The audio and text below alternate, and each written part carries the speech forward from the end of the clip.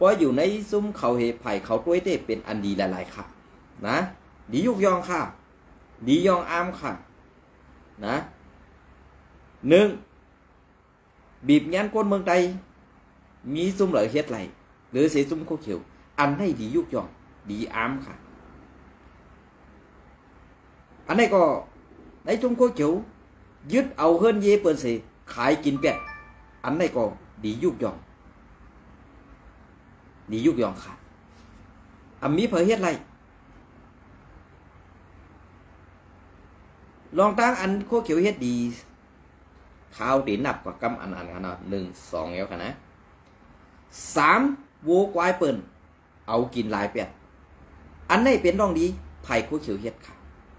ดียุกยองห้าสี่อันโคเขียวเฮ็ดดีเก็บเข้าเอาเงินอันไหนดียุกยองค่ะอัมมีเผยเฮ็ดไรนะอัมมีเผยเฮ็ดไรหรือเสียซุ้มโคเขียว ห้าย้อนก้นเอาเงินอันไหนก็หรือเสียซุ้มโคเขียวอัมมีเผยเฮ็ดไรอันไหนก็ดียองอามน้ำเสือกัดเขียนอันเขาเฮ็ดไรนั่นติในหาคอในพี่น้องเขาว่าอันใดลียุกยองเฮเปิ้นมดขาในซุ้มโคเขียวเขาเฮ็ดปันไตเขาขานั่นนะเพราะพี่น้องเขาหู้หันจ้อมลองตั้งอันเป็นเตมีเตอันซุ้มโคเขียวเขาเฮ็ดดีดอกคนเมืองเขาขานั่นเนี่ยดีเลยยุกยองอันเรามาไว้ดีเลยเย่าก็ดีเลยยุกยองเอาหัวเขาไว้ดีเลยอันไหนก็ดีเลยว่นเจนซาสอนด้วยดีๆค่ะอันดียุกยองแทงลองหนึ่งซ้ำหนึ่งกวนวันนอกหน้าปังอ่ำยามหันในเวงก่อไล่หันในเวงอันนี้ก็เป็นลองดีโคเขียวกวนในเวงอ่ำยามหันวันเปิงเมืองเปิงก่อไล่หันวันเปิงเมืองเปิงมาอันนี้ก็เป็นลองดีโคเขียวเชียดปันไตเขาวันกวนอันยามมีกวนกึนนำเรื่องเย็นเป็นวันห้ามแหละอ่ำมีกวนอยู่นั่นก็เป็นพรดีอันดียุกยองในซุ้มโคเขียวเขาขายเฮ็ดขาดในวันมื้อนี้วันกวนอันยามมีโหปากหลังหรือ10หลังคาเฮือนในก็ลียุกยองหรือเสซุ้มโคเขียวเขาขาดอ่ำมีเผยเฮ็ดไรเสื้อไหนอันในเขาลีเลยยุกยองเต้ๆขาดในซุ้มโคเขียวในลีเลยอ้ำตังจ้าตังกัดแขนเขาเต้ๆขาดในวันมื้อนี้นะปอเปิ้นกว่าปอเปิ้นใหญ่บ้านนอกกว่าอยู่ในเวงสมาเปิ้นไปปออันลูกในเวงกว่าต่างว่าต่างเมืองนั้นสมาเป็นกวนแปดซื่อสัตย์อ่ำฮักซื่อสัตย์8 วัน 8 เมืองในเขากวนจ้าอันกว่านั้นเป็นกวนแปดหลายๆก้วยกากวนอันเมินเจ้าหนังกวนซึกโคเขียวผีนั่นเฮ็ดปันตากวนเมืองไต้ไฮไลตั้งกวัดผันไฮไลตั้งอึบอยากไฮไลตั้งตกกินอันนี้เป็นรองดีในซุ้มโคเขียวเขาเฮ็ดปันกวนเมืองไต้เขาขาร้อนอันนี้ก็ขายุกยองน้ำใจเขาเต้ๆนำความอันเขาลาดมานั่นนี่นำร้อยสินนั่นตั้งตีดีเซอร์กว่านำความอันเขาเฮ็ดดีต่อไตเขาแหละอันเขาหลู่เลยยุกยองอาจ้างตั้งยามเขาในวันเมื่อไหร่ขังเจอฮะพอลาดกว่าเต้ๆก็ซ้ำว่าสูเส้นไหนเป็นก้นเซเป็นก้นเนเป็นก้นเป็ดลายอันนั้นย้อมขาเขาย้อมเป็นก้นเป็ดลายขาเขาย้อมเป็นก้นอันหมอเซนี้ขาเขาย้อมเป็นก้นอันหมอว่าหมอหลาก้อนหนึ่งค่ะก้อยกาอันเขาเป็นก้นเซนี้เป็นก้นแก๊กก้นเป็ดลายอยู่ในนี่เกาข้าอำไรกว่าแหมตายเผยเกาข้าอำไรกว่าลึกกว่าล้ำเกาข้าอำไรกว่าเก็บขวัญเกาข้าอำไรกว่าเก็บเอาด่วนกว่าสร้างนีบันเผยปันก็เลยอันไหนเป็นรองตั้งแก๊กเกาข้าก้อยกาอันสูเซาเฮ็ดนั่นนี่รองตั้งเดียนสูเซาเฮ็ดนั่นหนึ่งเก็บเอาลูกหลานไตกว่าสร้างนีปันเจ้าคือเปิ่นสองเก็บเข้าไตตาเตเล่งกวนต่างเจ้าคืออันไหนเป็นตั้งดีสูเฮ็ดสองเอาโฮมร่มปันกวนเจ้าคือเปิ่นเป้กินไตเน็กกินไตอันไหนเป็นรองเฮ็ดดีสูเจ้าในซุ้มโคเขียวอันเก่าคันลังเห็นลาดอยู่ในซ้ำเป็นตั้งแก๊กอันเก่าคามีไว้ในตู้เขา มีไว้ในหัวใจของเขาอันในสูใครเอาเปลี่ยนไปแลกไรเสื่องนั้นก็เกาคายเฮ็ดไรค่ะนะก็เพื่ออันสูเฮ็ดอยู่นั่นเลยกวนวันนอกไล่กวาดผ่านกวนวันนอกไล่เปลี่ยนกวนในเวียงกวนในเวียงไล่เปลี่ยนกวนเมืองเปิ่นไล่เปลี่ยนกวนคือเปิ่นป่ะนี่กอบสัง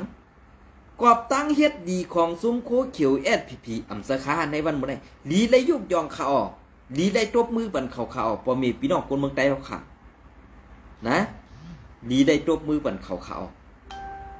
ก็เปิ้นนั้นได้อันเกาคันนั่งเฮ็ดลัดข่าวอยู่ในเกาคักเป็นก้นเกียกเป็นก้นหักหักหลังเสื้อสัตว์เป็นก้นอ่ำหักเสื้อหักคือเป็นก้นหักหลังแผ่นดินวันเมืองเสสั่งไรมาแถววันเมืองเปิ้นได้ตาตีปอกขึ้นมือวันเกิดเมืองนอนนั่นเกาขาเป็นผู้เขียนตับซึกโคเขียวแหละเป็นผู้เขียนตับซึกอันเฮ็ดดีต่อพ่อแม่พี่น้องคนเมืองใต้เอาคันนั่นแหละนะอันไหนค่ะก็เปิ้นนั่นแหละการที่อันเกาค่าเฮ็ดอยู่ในเป็นตั้งแก๊กหลายๆค่ะเหมือนก้นดีอันอยู่ในซุ้มโคเขียวนั่นเฮ็ดค่ะลองตั้งแก๊กเกาค่าในดีกว่าเรียกเอาตั้งดีโคเขียวมาเสิร์ฟในเกาค่าไปฮัดเฮ็ดไรในสุสานปานเกาค่าในนะในวันเมื่อได้อันตีว่าซุ้มจ่าเพี้ยนว่าสังสิงซ่ากว่าเสื้อนั่นเปลี่ยนเสื้อหือขลาว่นด้วยดีๆค่ะว่นด้วยกวางๆค่ะเผอเป็นก็เอาห่มลบเย่าเผอเป็นก็ถูกขี่เน็กเด็กติงเผอซ้ำเป็นก็อันตีม้าซอยหรือปอมีพี่น้องคนมึงอันในเขาเกาคาที่ซอยอำไรสังฆะเหมือนเส้นหนังซุ้มโคเขียวนั่นซอยอะไรกูลองเขาผมร่มปันกวนต่างเจ้าคือเต้กินกวนคือตู่เจ้าเก่าอันได้เป็นพรดีปุนตาเสื้อคือไตเขาขาดเต้อันซุ้มซึกโคเขียวเฮ็ดอยู่ในวันเมื่อได้พรดีนั่นเป็นกวนเป็นปุนตากวนเสื้อคือเปิ้นกว่าเต้ไว้กัดไตเขาขาอำดูกว่าคัดขวางเขาไตเขาขารู้ไรเฮ็ดจอมขอซี่สั่งเขาใครเลยสั่งเขาใครเฮ็ดสั่งเขาใครกินสั่งเขารู้ไรหาเลี้ยงเขาเองไว้อันเอาหาเลี้ยงเขานั่นซ้ำกว่าเฮ็ดขี้ข้าอยน้อมค่ะกว่าเฮ็ดคนไปยามบันเปิ้นกว่าเอาห่มร่มบันเปิ้นกูเปิ้นญาติทบเพ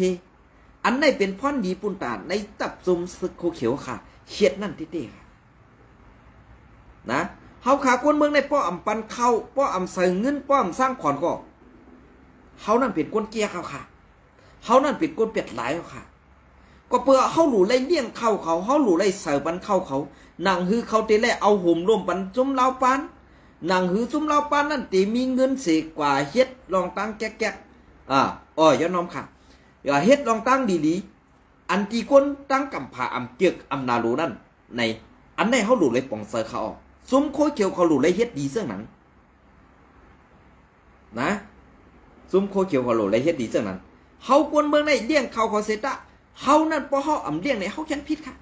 เฮาเลี้ยงอยู่ก็เฮาตึกพิษอยู่ค่ะเฮาอำปันลูกหลานเฮากว่าเฮ็ดซึกเฮาปันลูกหลานเฮากว่าเฮ็ดการต่างวันต่างเมืองให้ขึ้นมาเลี้ยงเฮาแล้วก็เฮาตึกเป็นคนแก่คนเป็ดหลายกวนอำโมฮักซื่อสัตย์นะในวันมื้อนี้พอเฮามาลาดลองตั้งดีโคเขียวได้พี่น้องเขาปันข้อเมียนมาปันตั้งหันถึงมานำขาลองเนี่ยนะเหมือนจะหนังโคเขียวเขาเฮ็ดปันในชีวิตจอกเมียในตึกมีพี่น้องจอกเมียขอรัดว่าพอไหนได้ขาวเต็มละหมากมาโตกใส่เฮือนไผ่ใหม่ลูกไวกว่าตั้งมวลเจ้ามีซุ่มเหลือมาเอาปุ่นพรและจอยแถมอันนี้ก็เป็นรองตั้งดีโคเขียวเขาเฮ็ดไว้ค่ะเนี่ยนะเขากวนเมืองหลุดตบเขาหลุดตุบตีนให้ปันแห้งขอย่อน้ำค่ะเขาหลุดตบมือปันแห้งเขาค่ะ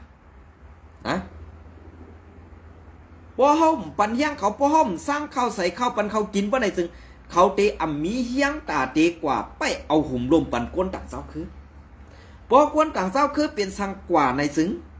เขากวนไตนั่นตายกว่าปากก็พอกวนต่างเจ้าคือตายกว่า1ก้อนเนี่ยกล้าขันกวน1ก้อนนั้นนำเหกวนอันปากก็ตีตายค่ะอันโคเขียวโคโลได้เฮ็ดดีได้มันเปลี่ยนเสื้อไหนค่ะพ้องยามอันเป็นอยู่ในวันเหมือนในนั้นเปลี่ยนเสื้อหือมีเสื้อหือกว่าเสื้อหือกินเสื้อหือเนี่ย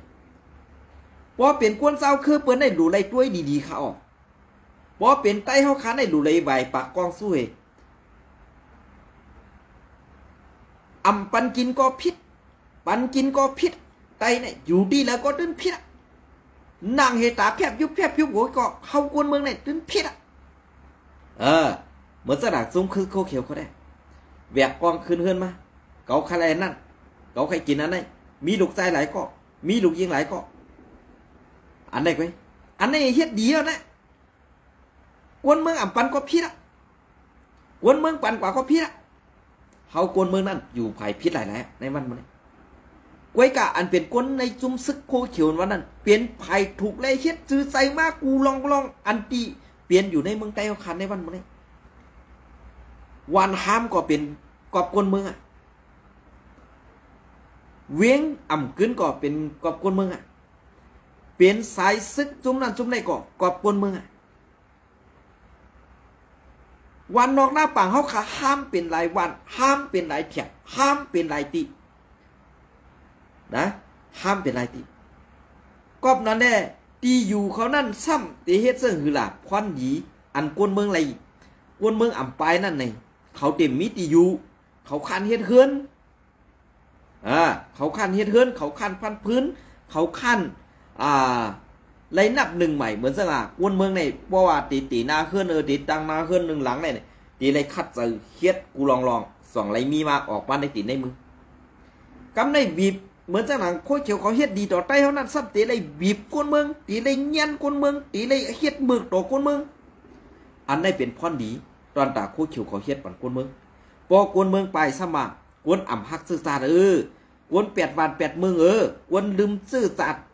ดูเจ้าเก่าเขาซื้อในเป็นกวนเป็ดหลายลงเขาข่าเป็นกวนเป็ดหลายอะไรเหมือนจังเขานั้นได้อ่ำเจ้ากวนเป็ดหลายค่ะเป็นกวนดีมีน้ำใจศาสนาพอเปิ้นไปซ้ำเมื่ออยู่เฮือนเปิ้นพอเปิ้นกว่าซ้ำหลูเอาลูกล่างนางเมเขาเมื่อปล่อยปักไปอยู่เฮือนเปิ้นอยู่อ่ำไรหึงเดไรไข่นาทีกำในเฮือนเยนั่นซ้ำเอาขายปันกวนต่างเจ้าคืออันได้ค่ะจุ่มซึกคู่เขียวในเขาขาพอมีพี่น้องคนเมืองและจุ่มสังขาเขาดีได้ยุกยองเอาเป็นตัวอย่างตีเตียกลงในเมืองกำผาในเขาขาไปเลยหันสิบอกกวนซึกอันยิบกำกองให้เฮ็ดต่อเฮ็ดดีดอกกวนเมืองเสื้อไหนนั่นหรือเสจุ่มซึกคู่เขียวในเกาคาเรียเพียนมาเอาไปหันจุ่มซึกอันไรค่ะนะไปหันจุ่มซึกอันไรค่ะไปหันกวนเสื้อสัตว์อันไรค่ะ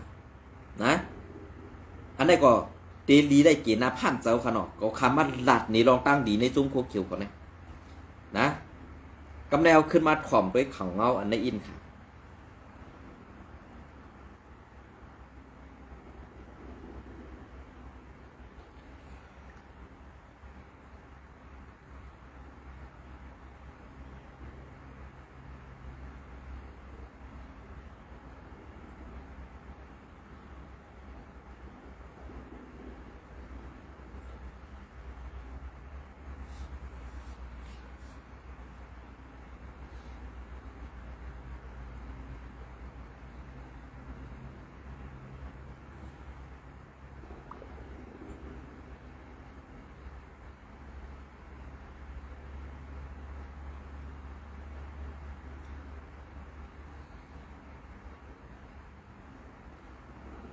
นั่นก็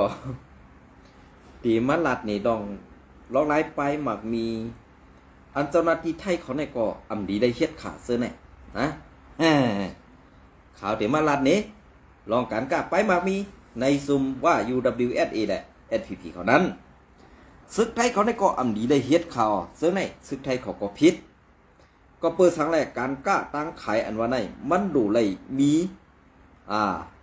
ลองตังการกล้าไปหมักมีนเต้อันนี้ก็ไผ่เจ้าหน้าที่ซึกไทยคนนั้นเป็นไผ่พิษร้อนก็ปูว่ายอบเป็ดยามาชิมเป็ดยามาซากว่าเสือในเป็นซึกไทยเขาพิษเขาในในซุ้มคูเขียวเขาได้กั้นเอาการกล้าไปหมักมีแต่จะส่งออกนอกเมืองนั่นเนี่ย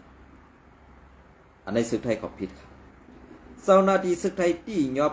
ไหลยามา8 ปึกที่แดนดินใต้ไทยเซเวงเมษายวันที่12 เดือนปี2025ซึกไทยกดทัดซึกไทยกดทัดที่ที่ยบ ได้ยามาอันใส่ถุงจานลัดเฮ็ดถุงเปื้อตาแปดเปื้ออันมีมิกใหม่แอลและเก่าเก่าแอลและเก่าเก่าฮ่าฮ่าเก่าเก่าโฮมตังหมด1,760,000 เม็ดที่ภายนาเหินในพื้นที่วานผาหมีเอิงเบ้งผางคำซีเว้งเมษายในเย้าเกี่ยวลอยลองในสื่อข่าวไทยออกไว้ว่าศึกไทยยึดซิมไหลยาเมากำในพื้นที่วานอันหิมแดนดินเว้งผางคำซีเว้งเมษายซีตอนเกียงไฮ้นั่นมีข่าวว่าวันที่12 เดือนปี2525นั่นย้ำกลางในเจ้า4 โมงนั่นพ้องศึกไทยอันไปห่มลมซ้อมแดนดินออกว่าเด็บย้ำในพื้นที่วันพามีหิมพร้อมพองลึกซ้อมผังห่วยอันมีป่าหญ้าคาห่มมุงไว้นั่นไล่หันแม่นถุงก่อสั่นอันเฮ็ดเป็นถุงเปิดนั่นตาแปดเปิดว่าไหนกอบนั้นแหละภายศึกไทยไล่เอาแหงศึกเข้ากุมกำหิมหอมปืนตี้นั่นต่อปอถึงเมืองแหลงปังกลางในหมอก6:30 ม.ในก่ออำไลหันมีลองต้งหนึ่งสังเสสั่งไล่เข้าต้อเอาถุงเปื้อยานั่นกว่าเปื้อตาเปิดตัวตังในถุงนั่นในเย้า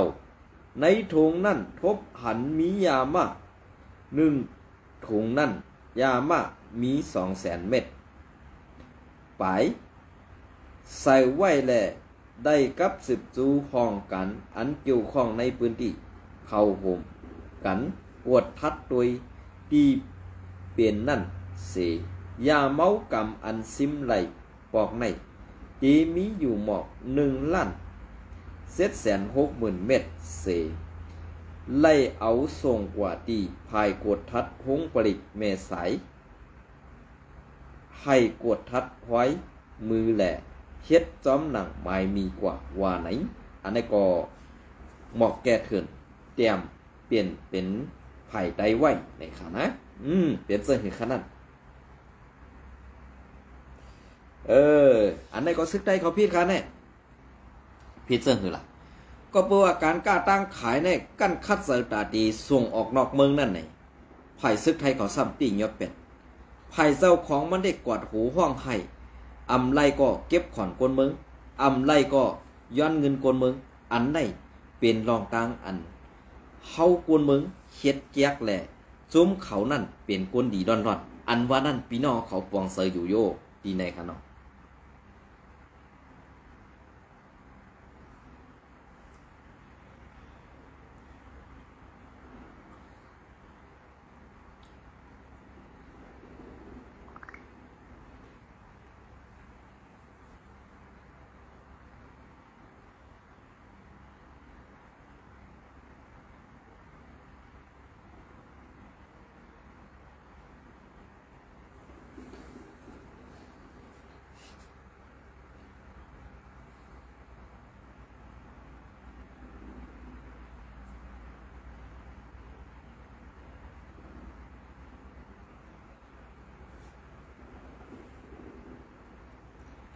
ค่ะอันนี้ก็ตีมาแทง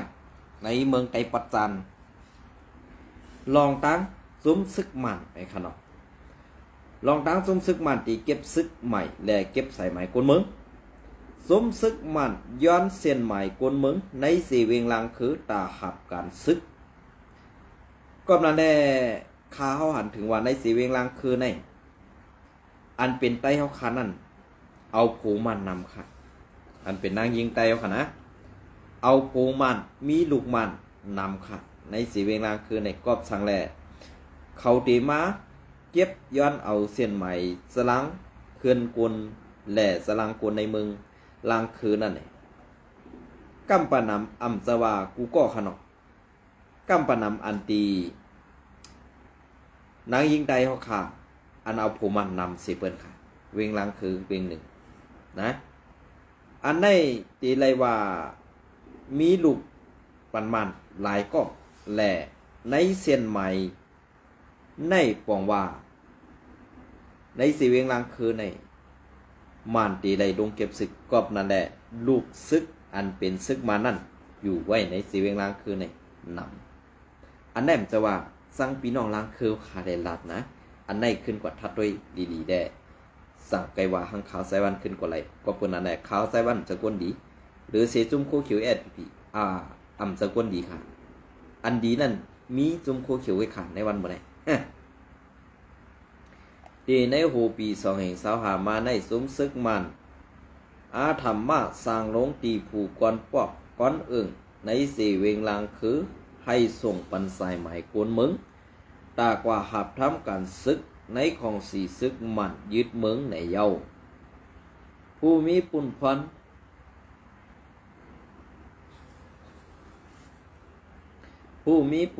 ในเวงลังคือก็หนึ่งหลักเนว่า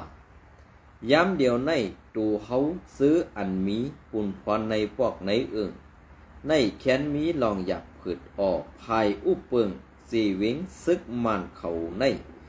สร้างลงมาให้เขาขาเอาเส้นหมายตาหาบการซึกส่งปันเขา1วงละ2-3ก็ในออกย้ำเหลียวกวนหนุ่มเขาก่อย้อนอำไข่เฮ็ดซึกมันสีปลายกว่าต่างตีก่อมีเขาซ้ำเต็กติงสร้างลงอยู่ติ๊กๆและหยับผืดไว้ออลาดนีหนังไหนลองอันซึกมันเขาเด็กย้อนเส้นหมายกวนเมืองตาเฮ็ดซึกเขานั่นอ่ำก้อมกากวนทรายกุยนั่งกวนยิงก่อเขาเก็บเหมือนหนังใครว่ากูเจเวงเย้าภายซึกมันยามปืนเผาว่ากวนหนุ่มอันกว่าเหตุการณ์ต่างเมืองนั่นก่อป้อมป้าในสายไหมหับการซึกในสึงตื้นตีไล่ปอกมาหับปุ่นควันขึ้นในอยู่เย้ากวนหนุ่มในพื้นที่กำพองซ้ำกูไล่เฮ็ดซึกมันในสีอ่อนกันเข้าหับกันในมุกซุ้มสีเอก็มีมังเสือก็ทางว่าตีหลอดเฮ็ดซึกมันในสีเข้าเฮ็ดปีซึกปีซูซิดซ้อมพื้นที่เผอมันก่อกว่าสีกำลิ้นซุ้มปีซูซิดก่อกาไล่ส่งปันซึกมันขึ้นก็มีในเย้า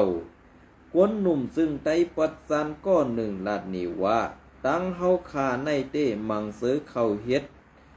ในปีซูซิดเย้าก็ยังอ่ำหลอดขาขึ้นไล่ถูกซึกมันเอากว่าขึ้นกวยออกกวนหนุ่มกำพองซ้ำบ่าเพื่อเฮ็ดซึกเปิ้นต้าเฮ็ดซึกได้ในเสอ่อนกันกว่าย้อนเข้าหับกันซึกในซึกโคไลRCSSก็มีออกมังซื้อซ้ำปลายกว่าเมืองไทยก็มีมันไซลาดนี้นั่นไหนเมื่อในวันที่11เดือนปี2524ป่นมานั่นซึกมันเขาเตะปืนเผาออกปึงเสื้อตื้อใหม่มีเก็บซึกกวนเมืองซื้ออายุเต็ม18-35ตักตีได้เข้าหับทำการซึกในซุ้มซึกมันกูก็ว่าในเสในปึงเป็นในปึงเข้าป่าไว้ว่าพอเป็นกวนเมืองโยโย่ผู้ชายอายุ18-35ปีพอมีผู้หญิงอายุ18-27ปีพอซ้ำเป็นกวนเซอมีไปปีหญ้าตั้งหมอเหมือนนางภายหมอยาภายอินกินียาและไปปีหญ้าตั้งหมอต่างเปิงซึ่งผู้ชายอายุ18-45ปีผู้หญิงอายุ18-35ปีในเสซึกมันเขาสั่งเก็บซึกมาต่อถึงยามเดียวในเยาอันนั้นก็ไต้หลอดแล้วเตรียมต่างไว้อันเข้ากว่าเฮ็ดซึกปีจุจิตนั่นข้าวนว่าพิษค่ะปีจุจิตมันเปลี่ยนพลาเนี่ยมันก็เป็นทีขามัน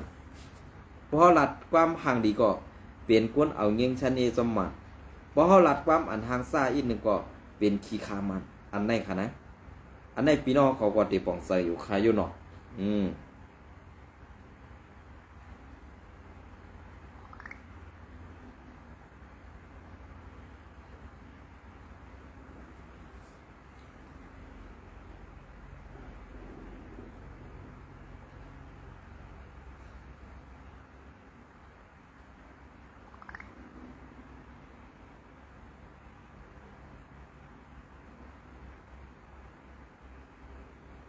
อ๋อค่ะกำเนิดสุดมาก็ขาวเด่นลัดนี่อันเปิงเป็นเต้มีเต้ในนาทีซึกโคเขียวเขาเฮ็ดดีนั่นนะคะเนาะ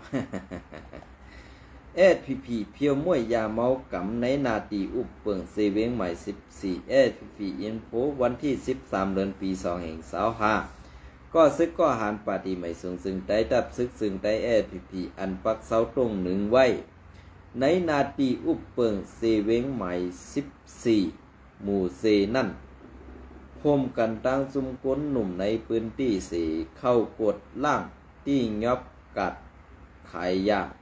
เมากับในเซเวงหมู่เซตีหนึ่งในอยู่เย้า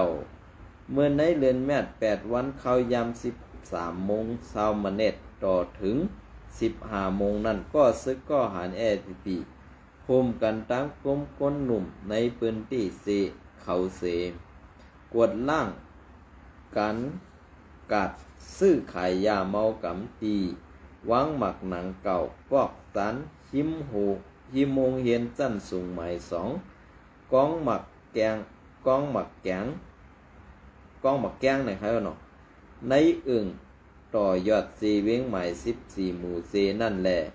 ที่ยอบไล่กวนเกี่ยวข้องการซื้อขายสู่ซ้ำยาเมากำพองอีกป้ายาเพ่นเผือกยามากเม็ดผ้า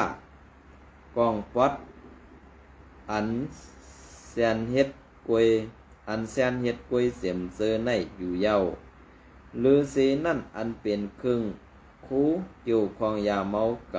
ำเซอนั่นก็ไล่เอาไผจุดเผา8เสียงซื้อเป็นกวนเกี่ยวข้องยาเมากำนั่นตีสืบเอาอามุเมเสกว่านั่นก็ตีสืบกดทัดแทบตัดปั่นตรวจตามตั้งผิดกว่าซ้อมหนังหมู่เปิงปาตีไม่สูงซึ่งไตดับซึกซึ่งไตSPPมีนั่นอยู่ยาวอ๋อค่ะอันได้ข่าววนว่าป้อใครเฮ็ดดีป้อให้มันดีกว่าในขนาดสู่เจ้าเฮ็ดเหลียวค่ะเนี่ยป้อว่าใครมันดีกว่าในแท็กอินค่ะนะกว่าเผา8โฮงต้มยาอันก้นลงสู่เฮ็ดไว้นั่นได้ข่าววนว่าดีเสียในเต้ๆครับนะดีเต้ๆดีว่าค่ะในวันอะไรค่ะนะดียุกยองค่ะนะอันไหนก็ไผ่โคเกียวโคเฮ็ดดีเที่ยงค่ะเนี่ย1 เจเวงเก็บซึกใหม่2ปากคา10ก็ปอกในเต้กำเดือนสุดกาหนอในค่ะเนาะเป็นเสิ่งค่ะอันไหนก็ซึกโคเขียวเฮ็ดดีค่ะเนี่ยเมื่อในข้าวหอมได้เซ่โคเขียวขนาดข้าวมายุกยองแหล่ข้าวมาลาดว่าตูข้าวใส่วันสกุลดีเหมือนเสื้อหนังก้นดีในเหมือนเสื้อหนังในซุ้มโคเขียวค่ะเงินส้มเนี่ยไม่ส่งกูก็ค่ะ